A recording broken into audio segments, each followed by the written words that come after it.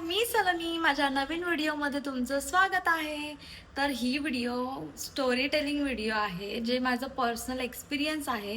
ते मला असं वाटतं की तुमच्यासोबत पण शेअर करावं, की जेणेकरून ज्या गोष्टी माझ्यासोबत झाल्या आहेत त्या इन फ्युचर तुमच्यासोबत नको व्हायला. त्यासाठी मी विचार केला सिट डाऊन व्हिडिओ करूया आणि तुम्हाला पण माझ्या लाईफचं काही सिक्रेट शेअर करूया आणि तुमच्याबद्दल पण जाणून घ्यावं की तुमच्या लाईफमध्ये पण असं काही झालंय का, आणि नसेल झालं तर तुम्ही पण त्या बाबतीत सतर्क व्हाल. म्हणजे थोडंसं तुम्ही पण म्हणजे क्लिअर राहाल माइंडमध्ये की अशी पण काही जण असतात. सो आजचा टॉपिक आहे की अशी काही फेक माणसं असतात जे आपल्या क्लोज असतात आणि आपल्याला तोंडावर इतकं छान दाखवतात आणि मागून काहीतरी वेगळेच असतात. तर मला माहिती आहे की अजून पण आपल्या लाईफमध्ये अशी माणसं असतात आणि प्रत्येकाच्या लाईफमध्ये अशी माणसं नक्कीच असतात. पण काही जण ते लवकरात लवकर ॲक्सेप्ट करू शकत नाही आणि त्याच्यामधून मूव्ह ऑन होत नाही. कारण काय काय जण इमोशनली त्यांच्याशी एवढे कनेक्टेड असतात ना, की अशा माणसांना ते लोकं सोडू शकत नाही, की त्यांना माहिती आहे की समोरचा आपल्यासाठी घातक आहे आपल्या फिलिंगसाठी, तरी पण त्यांना आपण ठेवतो आपल्या लाईफमध्ये. माझ्या लाईफमधलं मी सांगू तर माझ्या लाईफमध्ये अशी काही माणसं होती जी माझ्या इतकी क्लोज होती, इतकी क्लोज होती, की माझ्या लाईफचा एक एक शब्द म्हणजे एक एक गोष्ट, म्हणजे आज काही झालं उद्या काही झालं की आपण लगेच जाऊन अशा व्यक्तींना जाऊन सांगतो. का तर आपण त्यांच्यावर एवढा ब्लाइंडली ट्रस्ट ठेवलेला असतो की आपल्याला असं वाटतं की हे लोक फक्त आपले आणि आपल्या चांगल्याचाच विचार करतात. पण असं काही नसतं. जितकं तोंडावर ते लोक आपल्या चांगलं दाखवतात त्याच्या डबल त्यांच्या मनात आतमधल्या आतमध्ये एवढ्या गोष्टी चालू असतात की म्हणजे आपलं काही चांगलं चालू असेल तरी त्यांना बघवत नाही आणि आपलं काही वाईट चालू असेल तर त्याच्यात ते लोक अजून आपल्याला सांगणार की असं असं होईल तुझ्यासोबत, तसं होईल तुझ्यासोबत. म्हणजे आपण कोणावर विश्वासच ठेवू शकत नाही. इवन आता असं झालंय ना लाईफमध्ये, की जर चांगलं जरी चाललेलं असेल ना तरी पण लोकांना ते बघवत नाही आणि वाईट जरी चाललं असेल ना तर त्यामध्ये अजून ते लोक इंट्रीब्यूट करतात.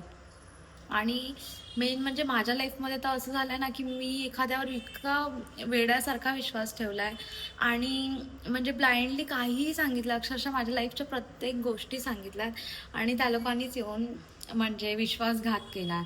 तर आता पण मी इवन खूप जणांना असं बघितलंय की जे अशा लोकांवर खूप जास्त विश्वास ठेवतात.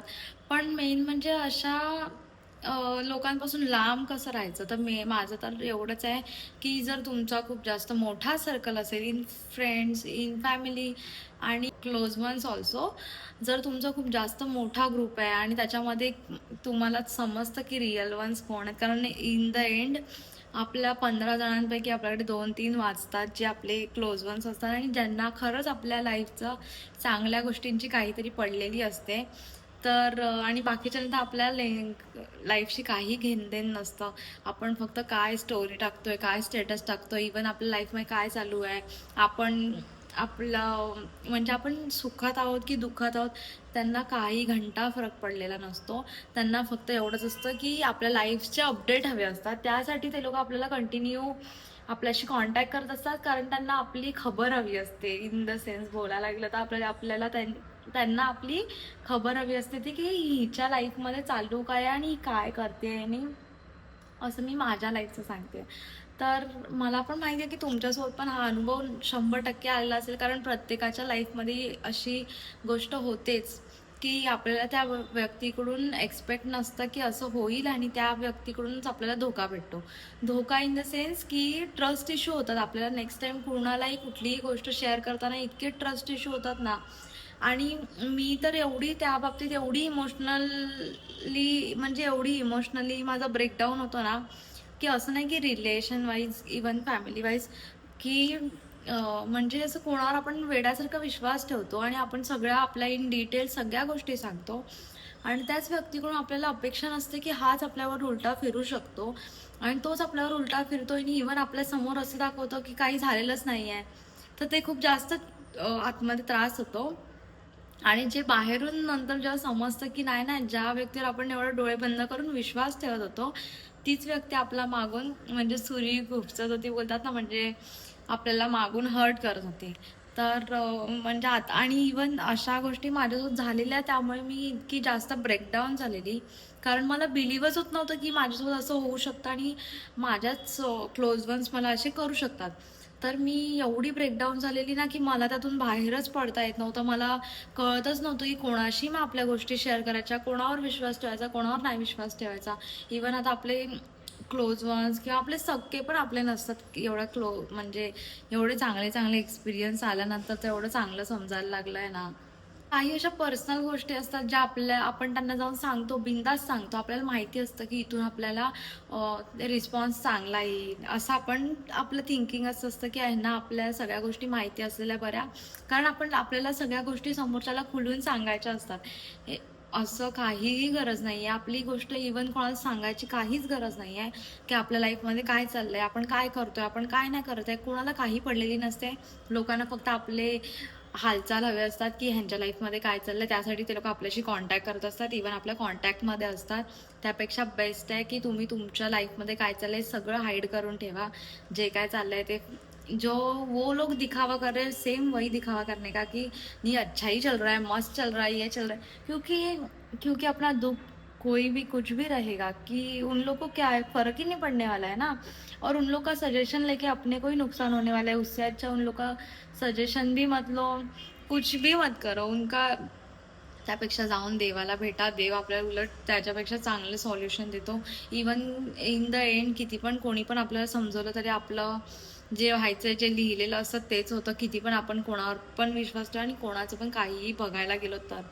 आणि मेन म्हणजे स्वतःचं दुसऱ्यांना सगळ्या गोष्टी सांगून आपण कधीच स्वतःचं नुकसान करू नका.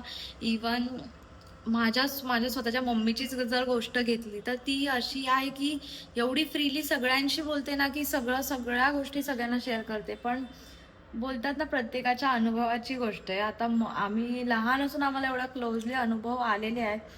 पण मम्मी लोकांना वाटतं की नाही सगळे ट्रस्टेबल आहेत. पण कोणावर कोण विश्वासच ठेवू नाही शकत. ज्यांना आपण सांगतो ना तेच आपली मागून मारत असतात.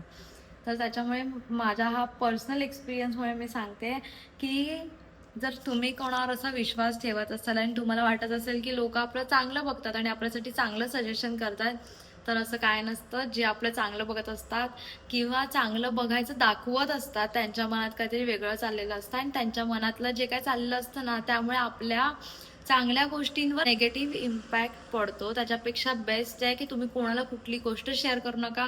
तुमच्या लाईफमध्ये काय चाललंय, त्यांच्या लाईफमध्ये काय चाललंय आणि आपल्याला इव्हन कोणाच्या लाईफमधलं काय चाललेलं आहे त्याचं काही आपल्याला तरी काय घेणं नाही. आपण काहीच करू नाही शकत. आपण पण चांगलं सजेस्ट करू शकतो, पण आपण जाऊन सारखं सारखं कोणाला हेल्प नाही करू शकत. तर बेस्ट आहे की सगळ्यांपासून लांब राहा, वेगळे राहा, एकटे राहा.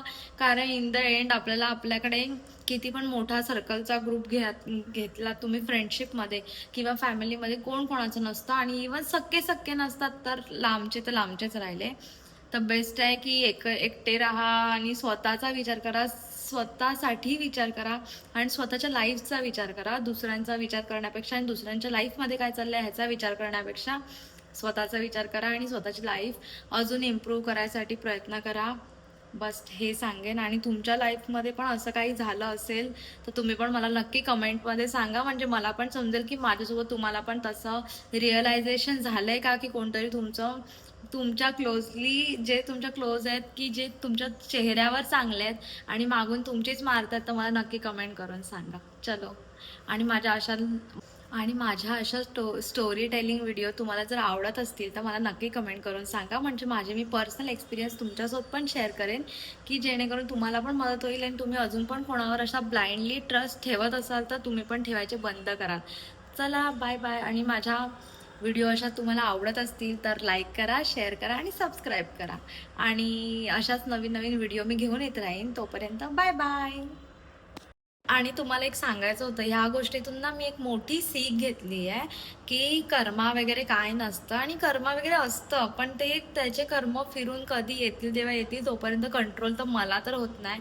त्यापेक्षा मी माझा असा एक रूल बनवला आहे, की पहिलं मी सगळ्यांसोबत इतकी छान वागायची ना, की मला स्वतःला असं वाटतं की का सलोनी, म्हणजे मी एवढी टेकन होती ना, की बाबा घ्या माझा प्रेम, घ्या माझं म्हणजे चांगलेपणा घ्या, माझ्याशी चांगले वागा, मी तुमच्याशी चांगली वागेल. आणि मी सगळ्यांशी म्हणजे एवढी ओव्हर चांगली वागली ना, की सगळ्यांनी माझी बरोबर मारली. की आता मला समजलं की कोणाशी चांगलंच नाही वागायचं. कारण चांगलं वागून आपल्याला काय भेटतच नसेल आणि आपली अशी तोंडावर बुराई करायची आहे, मागून पण जाऊन बुराई करायची आहे, तर त्यापेक्षा वाईटच वागा ना, का कोणाशी चांगलं वागायचं आहे? तर या गोष्टीतून ना मी एकच गोष्ट अशी शिकली आहे, की कितीही कोणाशी चांगलं वागलं तरी पण लोकं आपली मागे जाऊन बुराईच करणार आहेत. त्याच्यापेक्षा लोकांशी वाईटच वागा. म्हणजे जशाच तसं वागा. जो जसं आपल्याला ट्रीट करतोय तसंच त्याच्याशी वागा. जर कोण आपल्याशी चांगलं वागतंय तर त्याच्याशी चांगलं वागा. जो आपल्याशी वाईट वागतोय त्याच्याशी वाईटच वागा. कारण कर्मा कधी रिटर्न होईल तेव्हा होईल. तोपर्यंत मला तर कंट्रोल होणार नाही. त्यासाठी मी विचार केला सीधा जैसे को तैसा करके छोड़ देने का. म्हणजे तो पण नेक्स्ट टाइम आपला, कारण मी पहिला एवढी चांगली वागायची, लोकांची एवढी छान वागायची आणि माझा स्वभाव पहिला काय, म्हणजे तुम्ही जर मला पहिला बघितलं असेल, जे जे मला पहिल्यापासून ओळखतात त्यांना ते लोक सलोनीच्या, म्हणजे ज्या सलोनीला ओळखतात ना ती सलोनी भरपूर वेगळी होती आणि आता जी सलोनीचं क्रिएशन झालंय ना ती सलोनी भरपूर वेगळी आहे. आणि आत्ताची जी सलोनी आहे ती मला एवढी आवडते, मला एवढं प्राऊड फील आहे ना स्वतःवर की की बरं झालं तुझा माझा स्वभाव चेंज झाला.